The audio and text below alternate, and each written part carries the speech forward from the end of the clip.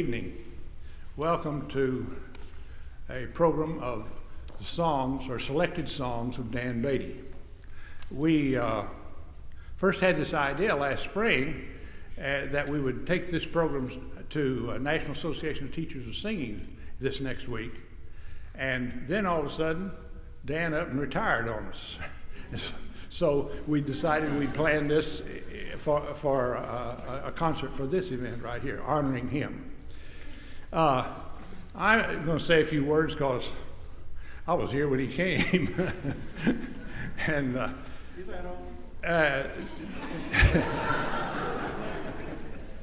I expect this.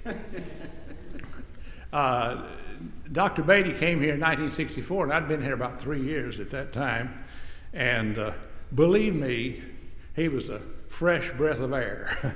We had about 3 or 4 voice majors at that time, and a few more piano majors, and it was not the same music department that we have today. But finally, we had somebody who could teach theory, composition, piano, whatever, and mainly he could play the piano, and he could sight read, and in fact, he was so good that. You know, he just played for everyone. He played for me about 5 or 6 recitals. He played for the choir sometimes, and all the students that wanted him to. He was just up there playing all the time. But you know, he was the only one we had. So but he was good. Now, one of his talents is sight reading, and I'll tell you this story. What I do when I sing with him, well, I take him the music. He never looks at it. He sits down and sight reads it. And then, you know, I found out it didn't get much better after that. So I thought, what can I do about this? And so I said, Dan, I need more rehearsal.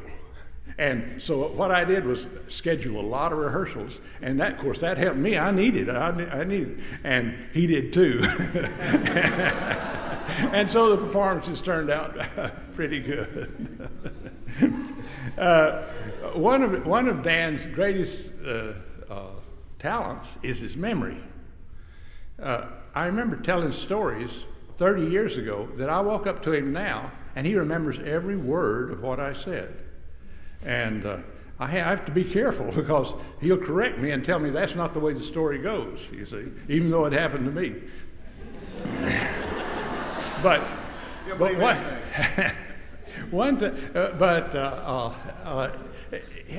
I asked him how he did this, and he says he has a memory curve, you see, and a road that just kind of goes back into history, see, and when he learns something, he just kind of puts that fact back there on that curve, and then when he learns, you know, the Normandy invasion, you know, 1066, he puts it there. But he doesn't just remember the dates; he remembers who the people were that did it, you know, and everything about it. And it is a remarkable trait. And I was always trying to find something he didn't know, you know, when we were young and here together, and so. I was working on my doctorate at Iowa, and I was studying for my comps, and I thought, you know, I'm just about as sharp as I'll ever be right now, you know. And so I was doing this research on 19th century performers, and I came back to the campus here for the Christmas holidays, and I thought, I'll stump him. So I said, Beaty, let me ask you a question. Do you know anything about a couple of they're related to each other, pianists by the name of, and I thought, now wait a minute, what's that name? And what I do when I read, you know, and I don't try to pronounce a lot of foreign names, I just remember the spelling, you know, and so I looked at that word in my mind, you know, and I thought, and I said, their names were Muscles, and so he said Muscles, and he said, Oh, I never heard it. And I thought, by golly, I've got him. I've got it. Finally, after all these years, I got him. I got something that he should know that he doesn't know. And so he says, wait a minute, Jones says, how do you spell that name? And I said, Moschells, Helles. And he says, Jones, that's Moschel, Ignace and Felix Moschel. And I'd pronounced it wrong. So I said, and he proceeded to tell me all about him. And I said, just shut up, I don't want to hear anything. But anyway, we're very happy. He's going to, that we're doing this tonight, he's going to do some of the accompaniments, and he's going to make some comments before every selection. And I'll turn it over to him.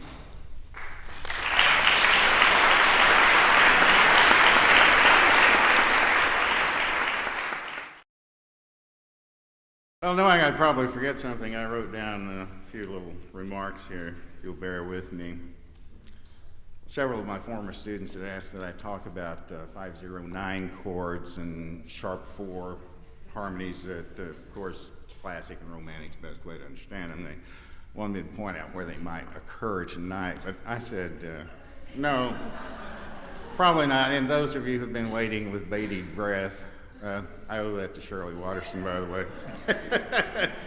I'll talk about other things. I thought maybe, and I've never talked about this, I don't believe. Anybody here knows it, but it's my concert debut when I was 4 or 5 years old. I can see you nodding off out there, but this is one of my mother's favorite stories, so bear with me. I volunteered to sing a song at our church's annual Christmas pageant.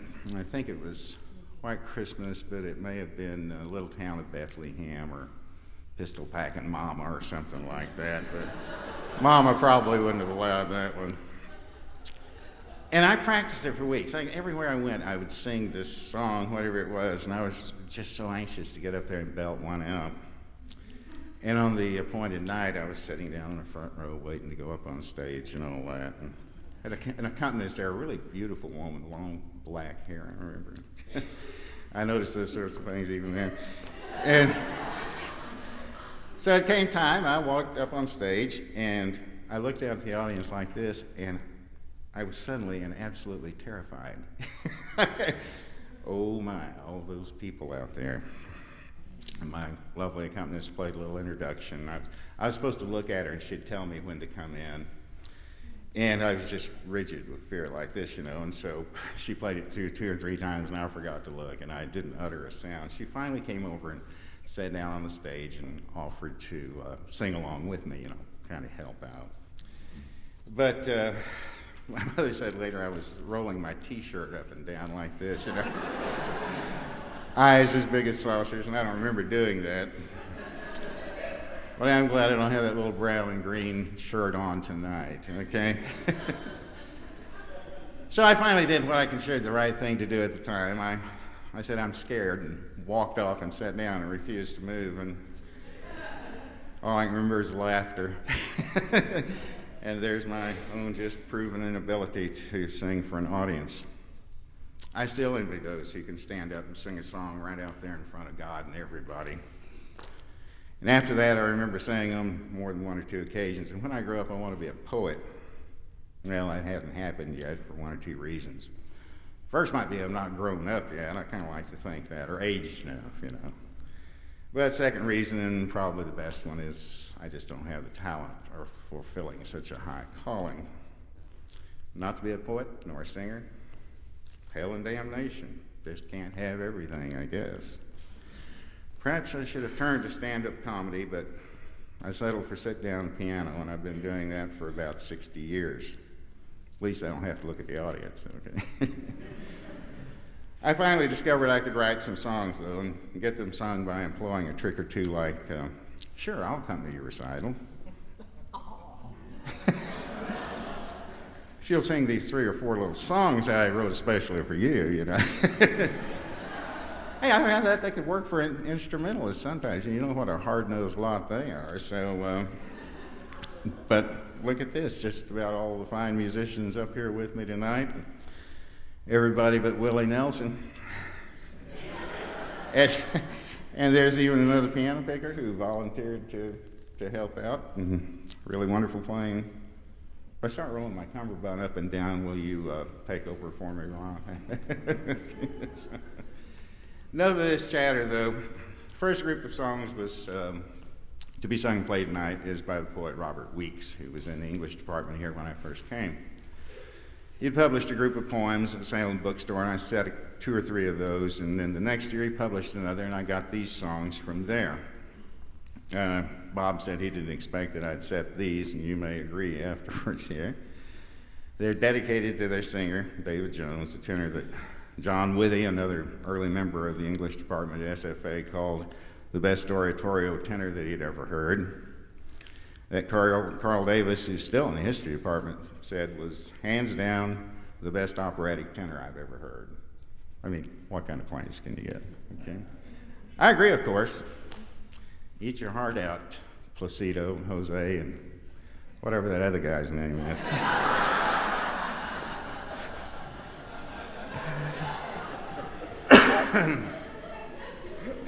What a wonderful and astonishing record David has had as a teacher. Hey, how many teachers have put so many students on the world's opera and concert stages?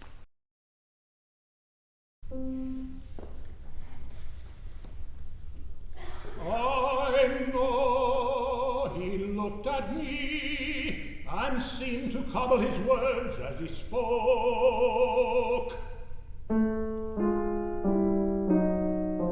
It was a spinning rod he saw, as though sunshine and elm tree, spiderweb and street light, wound themselves in one bright ball and spun shuttlecock through his head.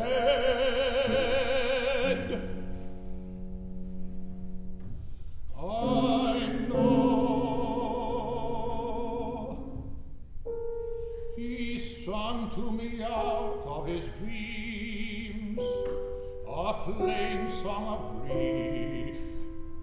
40 years of whirling, I know.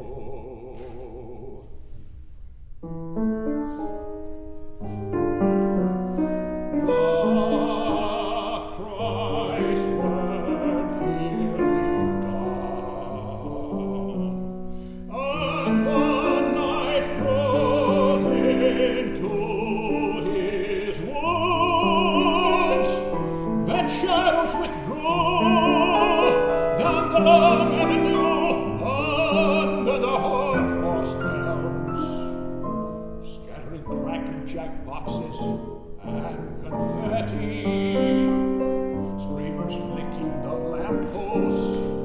I know.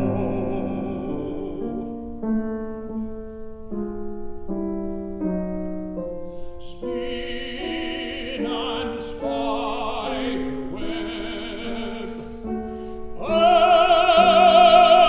and sunlight in his head shuttle the language of his song. Long, long into the Christward hill, long, long in the cold, a cold drift, a sea horn, fog along the beach. I know.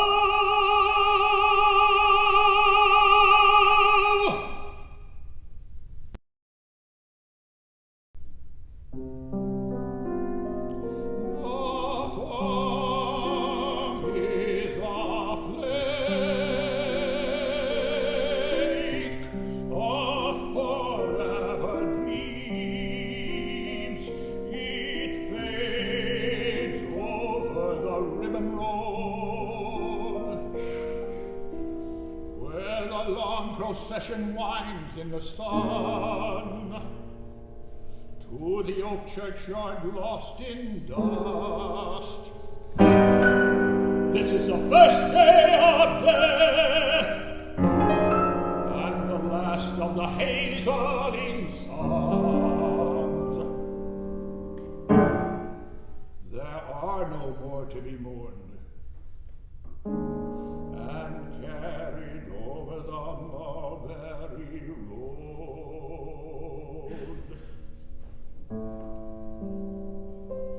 I have lost all my sweet resembling sons,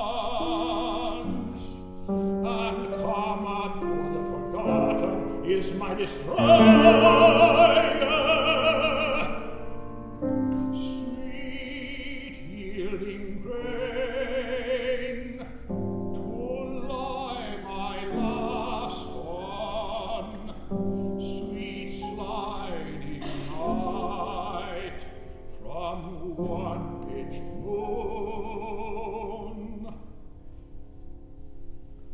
to slide to death, remembering dusty road.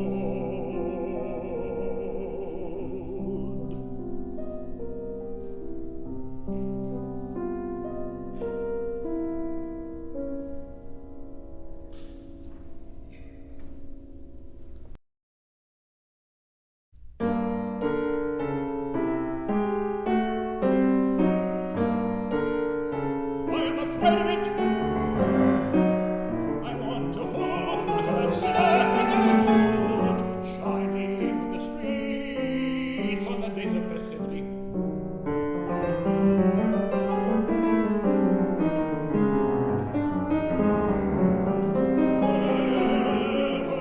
you stand, you may see the green, and the sun shines in streaks across the water.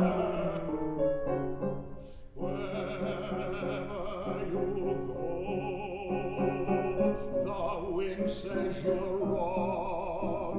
It's the wrong season for screaming.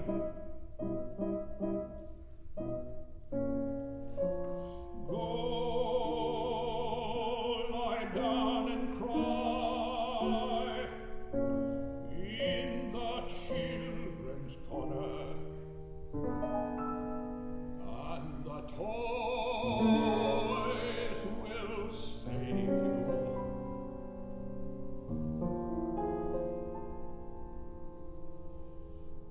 Long, long into the Christward hill, long, long in the cold, a cold drift, a sea horn, fog along the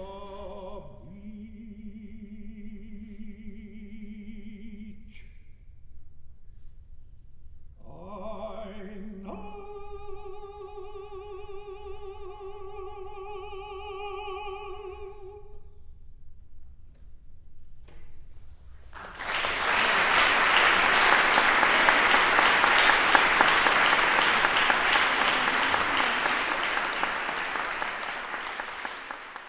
Second group is set to poems of Emily Dickenson, one of my favorites. A couple of them were first done, by the way, by David's daughter Laura on oboe back when she was a sophomore in high school. And Karen Blackstone, who was one of Ron Anderson's finest students.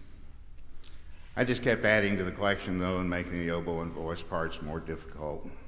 I just couldn't get beyond the wonderful sound, technique, and musicianship of my dear friend John Goodall, and Debbie's wonderful voice. She's one of my favorite former students, too, you know, mine and David's. And we are, no need to say it, but I will. We're proud of her. John and Debbie have performed these songs many times. I must thank them again for both myself and for Emily. I like to see the colors and lick the bodies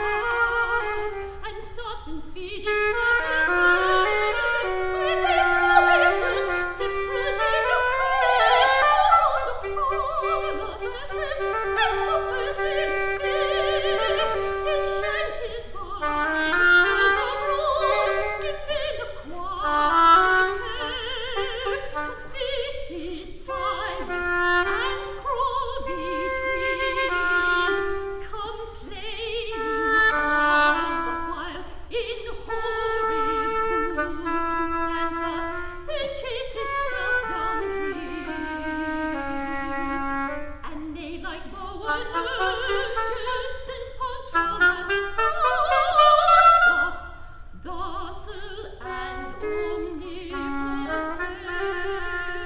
Dickenson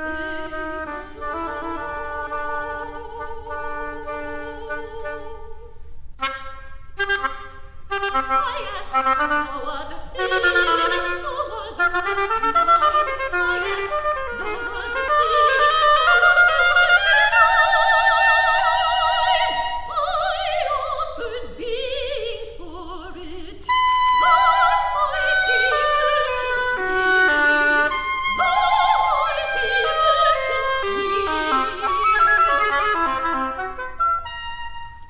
Praise him, it were not button without grace.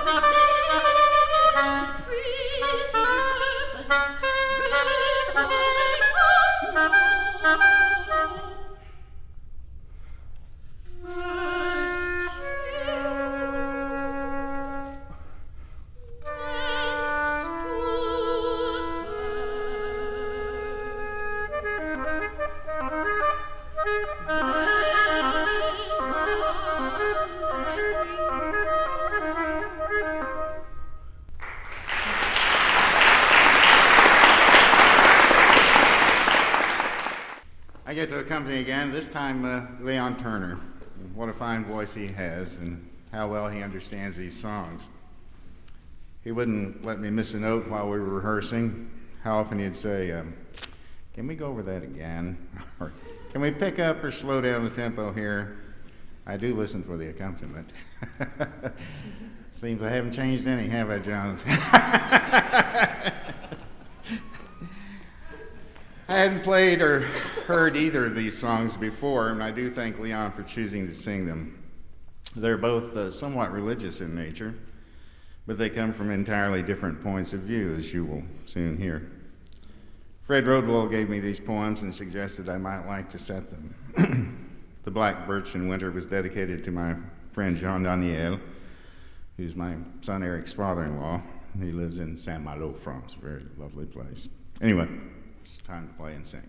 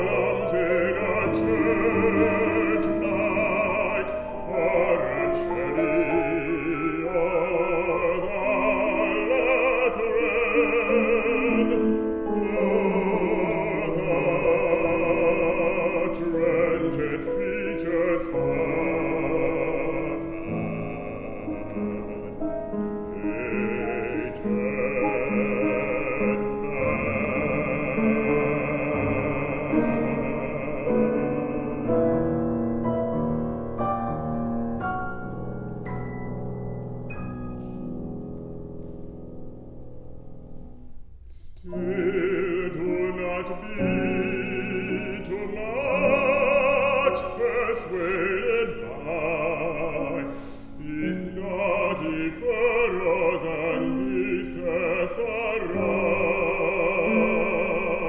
to think of bad ones made from outside in, or finished wisdom in a shriveled skin.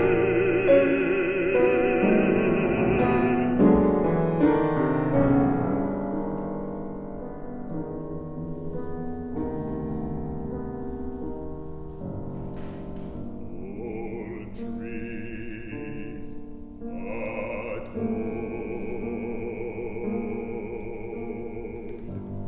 to annual rebirth, you would, your life, you compass greater curve, and this is all their wisdom and their art, to grow, stretch, crack, and not yet come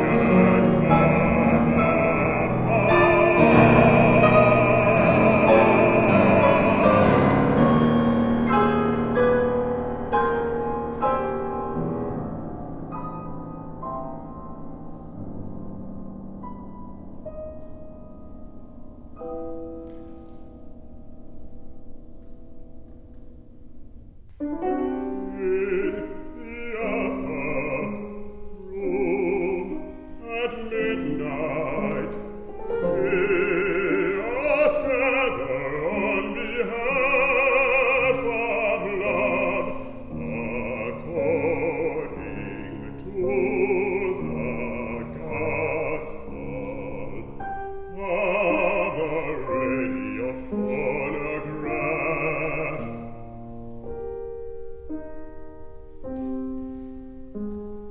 Lou is telling Anne what Molly said to Mark behind her back. Jack like Shell who worships George who has the hearts for Jack. Catechumens make their entrance deep enthusiastic as finger after tit and basket someone vomits, someone cries. Willie cannot bear his father. Lillian is afraid of kids. The law that rules the sun, the stars, permits what he forbids. Adrian's pleasure-loving platoon, in a sinner's lap lies curled, drunken, absent-minded finger at a sinless world, who is daily lying to in her collect to roam.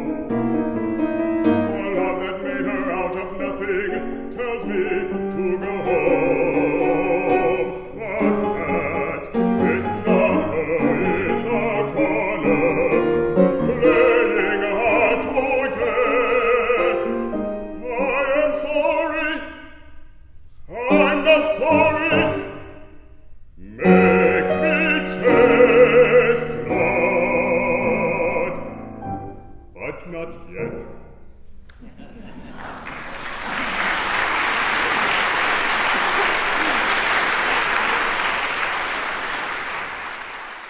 I gave Deborah Dalton a whole bunch of songs a few weeks back, and she chose two of my favorites. The first is by our friend Dodie Meeks, poet who's living down in Houston still, and then the second is a Sappho lyric. It was originally written for guitar and voice, and the guitarist was David Kennedy, who many of you will remember. Anyway, here she is to sing.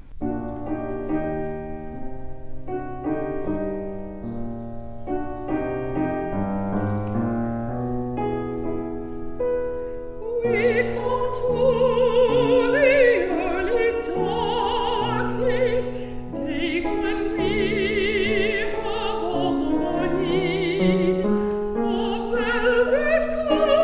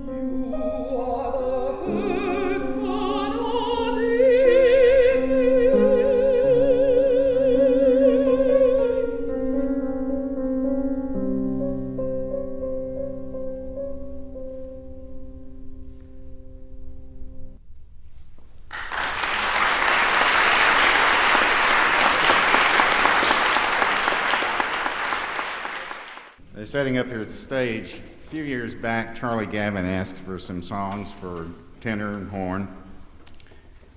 And about that time, I'd just seen his parents again. His mom's English, and his dad, band director. And for some reason or other, I'd been reading those World War I English pop lyrics about the same time.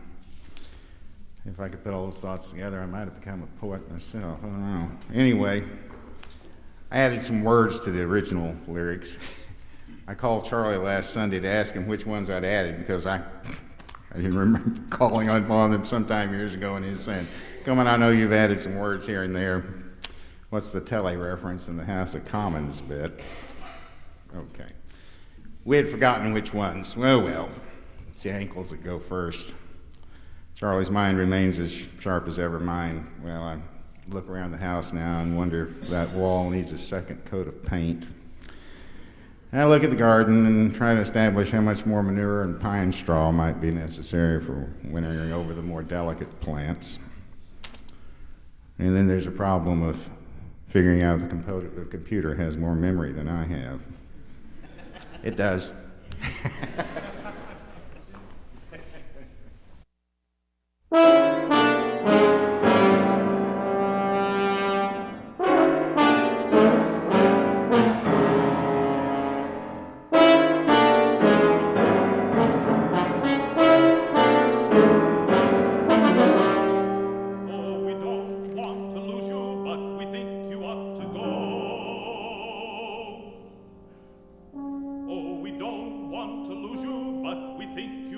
Go.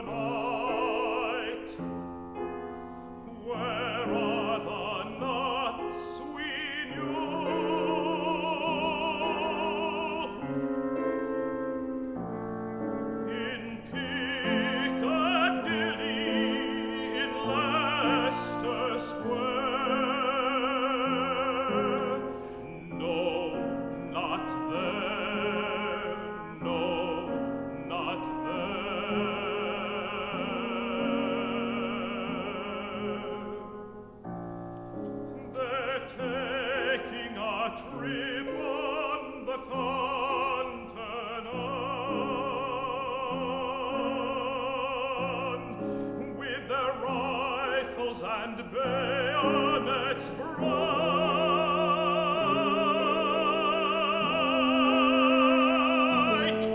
facing danger gladly where they're needed badly, and that's where they are tonight.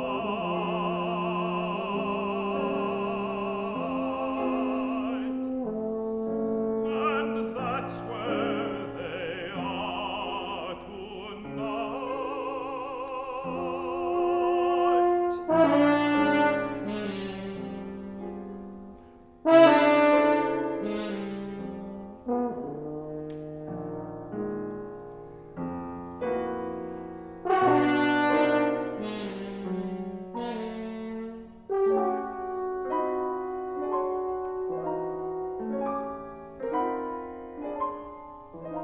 Oh, see him in the House of Commons, passing laws to put down crime, while the victims of his passions trudge on in the mud and slime.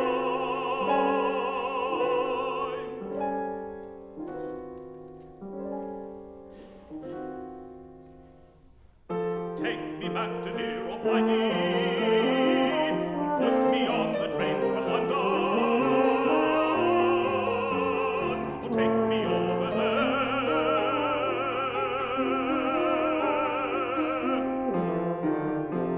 Oh, tiddly-iddly-idly, oh, tiddly-iddly-idly, oh, tiddly-iddly-idly, oh, tiddly-iddly-idly, oh, tiddly-iddly-idly, oh, tiddly-iddly-idly, oh, hurry me home to Blighty. Oh, hurry me home to Blighty. Oh, Blighty is the place for me. Yes, Blighty is the place for me. Yes, yes. Yes, yes. Yes, yes. Yes, yes. Yes, yes. Yes, yes.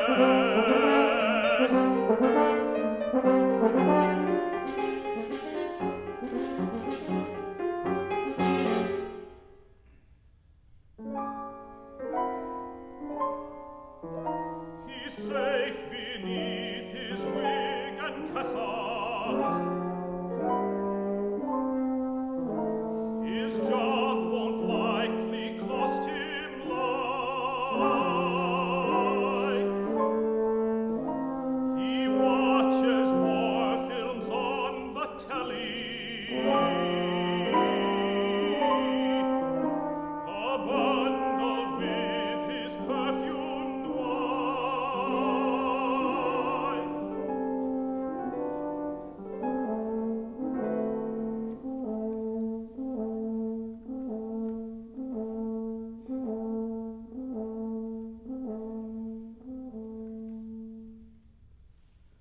Why did we join in the army, boys? Why did we join in the army?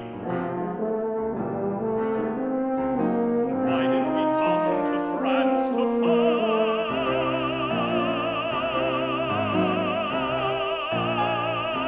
fight? We must have been bloody well balmy.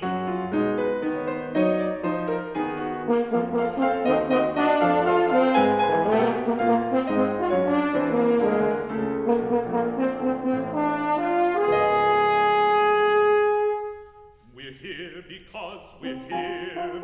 We're here because we're here. We're here because we're here. Oh, why did we join in the army, boys? Why did we join in the army?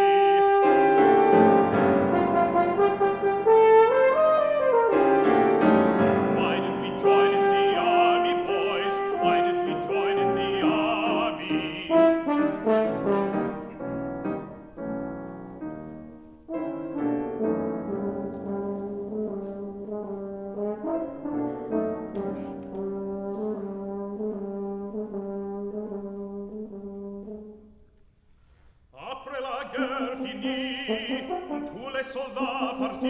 Fini, Mademoiselle avec Piccanini, souvenir des Anglais, oh, souvenir des Anglais. Après la guerre est finie, après la guerre est finie, après la guerre est finie, après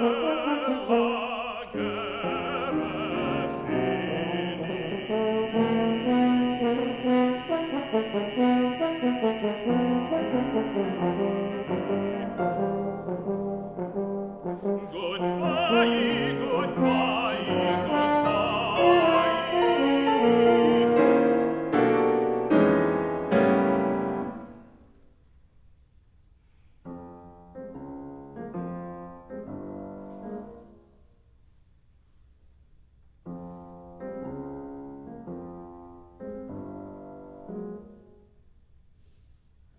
See him in the House of Commons.